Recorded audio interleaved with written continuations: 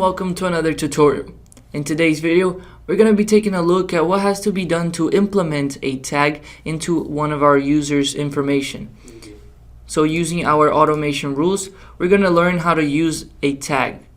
Let's go ahead and add a rule. We're going to choose this trigger, so when a user clicks on a link, we're going to insert a tag value. So guys, you see it didn't work because I didn't fill out these fields over here. So let's go ahead and choose a campaign. And over here, we would select the URL. As you can see, I only have one, but so you guys understand is this. So let's say I have a campaign and I send out to my users with 3 different links. Each link is a type of car. So let's say our user clicks on this link and we can go ahead and say that that link is for BMW cars.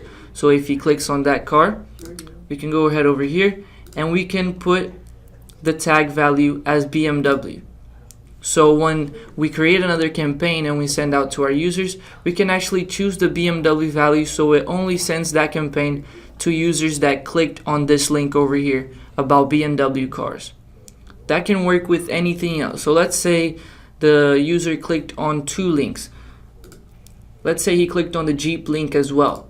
Over here we would have to have the Jeep link also, and that means that that user would have that tag value inside his information. So what that means is that since he's interested in BMW and Jeep cars, once we make a campaign about those 2 types of cars, we can select that tag and then it will send to all of the users that have that tag implemented into their information.